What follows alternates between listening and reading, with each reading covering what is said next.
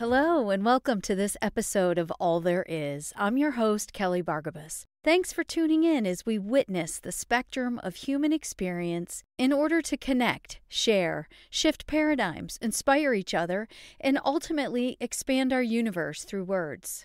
During the pandemic, I transitioned to working remotely, and I've spent the last 15 months on Zoom and Microsoft Teams with daily virtual meetings and calls, and all of them were video. I had to be video ready every morning, at least from the waist up. Most days, this consisted of shorts or workout pants on the bottom and a nice professional top with my face washed, a little dry shampoo in my hair, and a little mascara and lip gloss to get me video ready for the day. And I know many of you were in the same boat. So you know and are familiar with the virtual backgrounds and filters that these platforms have. Teams has this really cool feature where you can blur your background, which worked well for me this last year when I was working in my spare bedroom. That was also the landing pad for any and all household items that didn't have another place to go, especially before company came over. Clean clothes, dirty clothes, half-unpacked suitcases, opened and unopened mail, hats left behind. All of it ended up in this room. And so the blur background feature was just enough so nobody could see all that mess. And in Zoom, you can choose a virtual background and pretend that you're on a street in Manhattan with the city skyline behind you. Or you can pretend you're beachside in Cabo, or that you're living in a $1 million loft with brick walls and high ceilings, and it all belongs to you. It's all yours. At some point last year, after spending a half hour testing out different corners of my house for a good, uncluttered background before I was getting on a Zoom call that made me look put together but not too fussy, not fake or like I was trying too hard, I cleaned up my dining room and I took a pic of it during the golden hour before sunset. It had really good light, and I used that as my Zoom background going forward. So then I didn't have to worry about my messy bedroom, and I didn't have to worry about where I was in the house. I've never used the Zoom filters for real, but I've certainly played around with them. There are options to cast you in your own golden hour glow or rose-colored glasses. There's these filters that are called Boost and Noir, which is kind of like a dark evening back alley kind of filter. There's a cinnamon filter, bubblegum, and then there's the classic sepia. I'm never quite sure how to say that. That makes you look all antique-y and old-fashioned. And then there are the other filter effects where you can outline yourself with a marquee on opening night or a strand of Christmas tree lights or stage curtains. You can add bunny ears and noses, mouse faces, puppy dogs, unicorns, and ballerinas. The list is endless. I just noticed that Zoom has this new feature in their video backgrounds and filters called Studio Effects. And with Studio Effects, you can actually add eyebrows, a mustache and beard, and lip color. Is that crazy or what? And if you don't know what to use, there's this setting that's called Touch Up Your Appearance, and you can just flag that, and I don't know, I guess it magically knows what you need to look better. So what is it with our obsession with filters and backgrounds and pretending we look different or live someplace else? It's not really a new phenomenon. It is our human nature and actually goes back as far as Adam and Eve in the Garden of Eden. And the story goes that they were both naked until they screwed up and disobeyed God. And then Adam and Eve hid from God, hid their nakedness with a fig leaf. Their nakedness, their mistake, their ego that led to their disobedience, the knowledge they uncovered was too much to bear. It was too glaring, and so they covered up. The fig leaf was the very first filter. Who knew?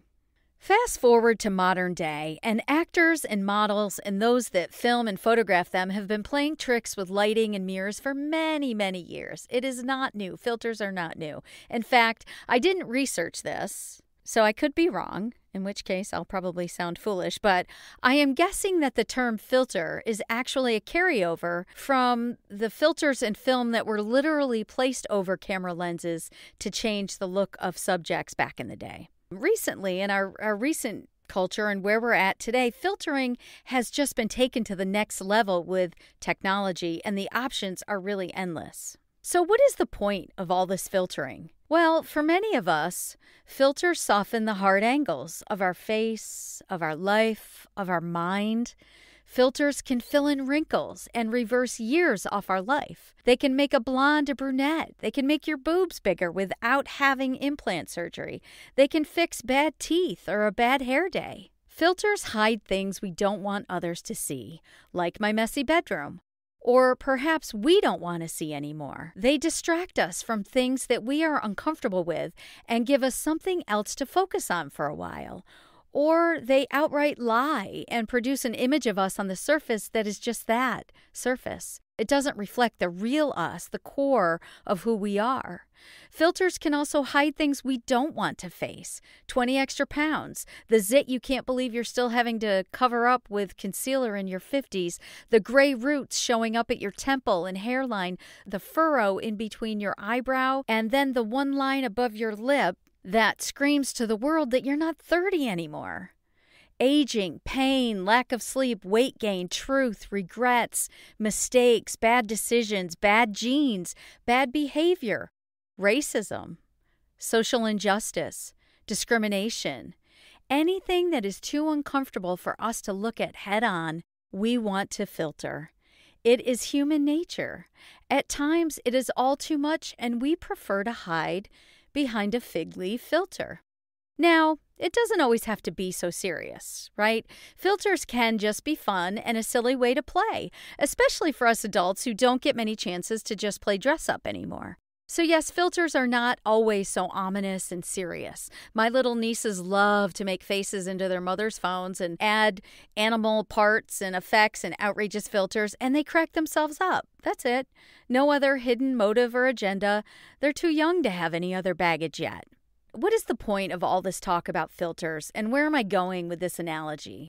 As I try to make sense of alcohol use, which is what I've been sharing for the last 2 episodes, and make sense of why we humans, we intellectually know all these things about alcohol and drugs, right? They're toxic, poison, addictive, they cause cancer, they have the potential to cause great harm, to kill, to destroy lives, to rob us of our potential. They cause us to do things we shouldn't be doing, and yet we are still attracted to them. I've come to think of alcohol or any substance like it, pot, nicotine, hydros, Adderall, as filters. Filters that allow us to soften the sharp edges, to round the corners in our mind, to distract us from pain or grief or boredom or the marriage we wished we weren't in or the kids that aren't on the right path or the parents that are growing older and older, perhaps our career, our money troubles, our stress. We want to hide from all of it. It is too much to look at head on, day after day after day. And so we filter. We've also been convinced, brainwashed really, that this filter of alcohol especially makes us sexier and smarter and cooler, right? We've been absorbing these messages in modern times since we were born. And if you choose not to partake, you're boring, straight, uninteresting. The list goes on. We think this filter changes the way others see us. And I also know and realize that using alcohol or drugs isn't always so serious.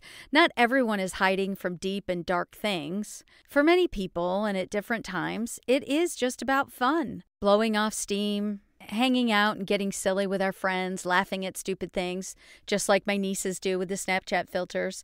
Sometimes it is just fun and part of a vacation or a night out. But even with the lighter side, I think it is part of the brainwash marketing messages we've received. What we've witnessed in our own lives and those of others is that adding alcohol to any event makes it more fun. And if there isn't going to be any drink available, the event is going to be boring. And what about beer goggles, right? Beer goggles, quote unquote, have been a thing for many years, right? It's an old joke that you picked up this man or this woman at the bar and you must have had beer goggles on because in the harsh light of morning, you really see who you brought home and they don't quite look like you remembered with the filter of alcohol. My friend and I were out one night and we were listening to a band and having a few drinks and we had a blast. We were singing and dancing and thought we were really cool and interesting and sexy. And we were so enamored with the guys in the band. thought they were really handsome and attractive and hot. And the next morning at my place, we looked up the band online to see where they were playing again or when they might be coming back to this bar that we were just at. And we looked at the pic of the band and thought, oh my God, is that them? What the hell? What were we thinking? And I'll just leave it at they were a little different in the light of day with no alcohol filter. And without that, we could not for the life of us figure out what we had seen the night before. Beer goggles. What I've learned recently, and by reading that book I told you about a few episodes ago, This Naked Mind by Annie Grace, is that what we've really done is associate the drinking of alcohol with all the things we do. And we think it is that substance that made it fun. I drank all through vacation and had a good time. It must have been the booze. I went to a U2 concert and had a few pops beforehand. It must have been that. The beautiful bottle of Napa Valley Cabernet made the steak taste better. Is any of that really true? Or were they all just filters and the real enjoyment was the relaxation on the beach with the sun and the sand and the sound of the waves? The music and the lights and the show itself at the U2 concert, and that the chef knew what he was doing in the kitchen and created a delicious dish with his technique. We all have friends on social that every pic they post, you can tell they used a filter, right? Celebs and influencers do it all the time. Photoshop, it's so prevalent in our digital world these days that it's a big deal to post no makeup selfies. And, right, the ultimate absence of filters, no makeup. And, there's a hashtag campaign, hashtag no filter is very common. And the reason, that's a thing is because filters are so ubiquitous. They're used all the time. And all of this thinking and processing that I'm doing has me thinking about the images I have of my grandmother. I told you she was an alcoholic and that I've spent a lot of time wondering how she ended up becoming an alcoholic. And she wasn't a functioning alcoholic either, who could hold down a career by day and drink a bottle or two of wine at night. No, her job was to drink, and that's what she did every day. Legend has it that this behavior started when my mom was 14 or so, and that her drinking was actually the catalyst for my grandparents' divorce. But still, I wonder, what was it? What happens to a person, particularly a woman, to cause her to just give up to the pull of alcohol's promise? What happens to make you want to sit at a bar day after day, surrounded by others doing the same thing, until you are so drunk you slur every word, can barely walk, and forget to eat or take care of yourself? And I'm the type of person who loves to solve problems. It is what I do at work. I've made a career of it. So I've always been convinced there had to be a reason. And my childhood memories of my grandmother are full of these unfiltered images. Some were real photos and snapshots that, we physically have. And some are just images in my mind. My camera roll of my grandma looks like this. Christmas, circa 1987. The table is set with the nice white dishes and 2 candles. The advent calendar is on the wall, and my grandmother is sitting at the counter waiting for dinner. The high-backed orange stool seems to swallow her in her navy tracksuit, with her size 4 feet and matching keds hanging 6 inches from the floor. Her small closed fist covers her mouth as a phlegmy cough rattles out. She is looking behind her, as if she is looking for someone she recognizes or remembers. On Christmas, she would bring us our new mittens, scarves, and hats that she crocheted or knitted. The brown, orange, and yellow zigzag-patterned afghan she made and the patchwork one with the charcoal-colored squares of yarn flowers hang on my mother's couch. During dinner, she asks my mother questions that she used to know the answer to. Who's the father of your kids, anyway? And is your father still married to that whore? Her driveway, circa 1980. Shit, my mother mutters under her breath as we stand in the empty driveway at her trailer. Get back in the car. We drive to the Verona Beach Hotel, one of her regular spots. The bartender nods at me and my mother as we walk in the front door. I am never quite comfortable walking into a bar in the middle of the day, but go anyway because I don't want my mother to go alone. The regulars line the bar with their gin grins and watery eyes, pretending like there's no place else they should be. It takes a few minutes for my eyes to recover from the blindness caused by bright sunlight colliding with smoky bar light. My grandmother is on her favorite stool, with her glass of Jenny Draft and my 4-year-old brother on the stool next to her. We leave her there and take my brother home. Puerto Rico, circa 1975. My mother and her friend that won the free trip lean up against the edge of the white boat, their one-piece bathing suits framing their figures, a little cleavage and a lot of leg. My father and her friend's husband are sitting on stools wearing dark aviator sunglasses and a tan, a can of beer in each hand. Blue water surrounds them, bright sun reflects their smiles. They leave us with my grandmother for the week. I develop a skin rash while they are gone, my forearms blotchy red and itchy. She calls the doctor's office and makes an appointment for me in the middle of a school day to make sure my scarlet fever hasn't returned. When she walks into my 3rd grade classroom, straight to the teacher's desk, with her attachable sunglasses flipped up on her frames, talking too loudly, my face burns and I want to crawl under my desk. My parents bring us straw sombreros with Puerto Rico stitched in red letters across the top and wooden maracas. Verona Beach Hotel, circa 1982. It's after midnight, dark and cold. The one streetlight at the corner and the neon bar sign give my father enough light to find her lying on the edge of the ditch. The bartender called my parents to fetch her. My father scoops her up and takes her home. Her trailer again, circa 1982. Her rental trailer is white with a wide stripe of dark green painted down the middle. To the right of the narrow front door is a couch, low and close to the floor, cushions flattened from overuse. Through the kitchen at the end of a long hallway is the one bedroom. My sisters and I help my mother wipe the brown, filmy layers of cigarette smoke off the walls and clear out years of empty bottles and cans. My mother picked up my grandmother, told her she's taking her to dinner, and instead drove directly to the nursing home and left her there. She'll never have another drink.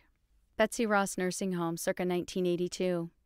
She shares a room with another woman. She keeps the small stand next to her twin bed locked. She's convinced someone is stealing from her.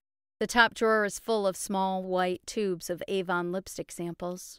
For the first week or so, nurses stayed with her around the clock so that she wouldn't leave in the middle of the night. When it's my turn to pick her up and bring her home for Christmas or Thanksgiving or Easter dinner, I walk down the hallway past the woman who holds her breasts and asks, "Will you take me home?" until I find her in the TV room. She sees me coming and looks at me with blank eyes until I'm close enough to say, "Hi, Grandma." She stands to hug me. "I had a dream last night you were coming." I follow her to her room so she can put her lips on before we leave. "How long have I been in this hellhole?" "Just a few months." We keep up this routine for the next 10 years. Wedding picture, circa 1935. She is wearing a dark gray dress with a white lace collar. Her hair is dark, natural, pinned up at her neck. She half sits on the arm of a velvet-covered chair. My grandfather is handsome with his already white hair against his dark suit. They are both smiling. They were married 25 years before the divorce. I long to have known her then. I wish I could go back and ask her, "What happened, Louise? You can tell me, I promise. Was it too much? The 4 kids? Was he too mean? Was he controlling? Was it the time you were born into? Did you wish you could have had a career and not feel guilty about it? Did he hurt you, betray you? Was he unfaithful?" I was always looking for a deep, dark reason for why my grandmother drank. But lately I wonder if it was all just a filter, a way for her to pretend that whatever pain she was holding wasn't really there, that perhaps the beer-induced numbness blurred the background of the life she didn't want to see unfiltered. I'll never really know why she needed those filters so desperately, but I'll probably always wonder. So then, knowing all of this and understanding all of this, is it possible to live a life unfiltered? And what must it be like to commit to seeing whatever is there, whether it is messy, painful, depressing, boring, or genuinely beautiful and funny and messy, but also raw and real? To live with none of those filters in our arsenal is scary and takes courage. What do you mean I have to go to dinner with Aunt Bernie and I can't have a cocktail or 3 to drown out her mean-spirited jabs? Or what do you mean I have to go to this conference and network and walk up to people I don't know and talk to them? You want me to go on vacation to the beach or pool or mountain cabin and not drink? You want me to be unfiltered? What do you mean I have to sit night after night in the living room with him or her and pretend? It is scary to think about living the rest of my life unfiltered. But I have to say, one of the biggest surprises I've had over this past year is that I have discovered that I can have just as much, if not more fun, more of a satisfying night or event or weekend without alcohol. Even if I'm going out to a bar or a restaurant or a party or a family picnic or just a Saturday afternoon. Intellectually, I still have moments where I fantasize about day drinking on a rainy summer day or a yummy glass of wine or bourbon tasting in Kentucky.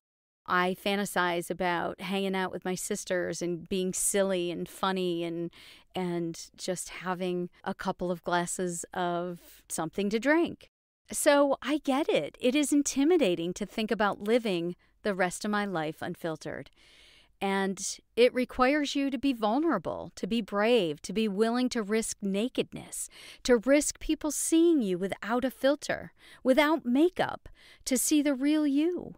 It also opens you up to see others in an authentic way as well, to experience this world again like you did as a child. Talk about taking years off your life. To really experience this world again like you did as a child. Don't we all yearn for that, really?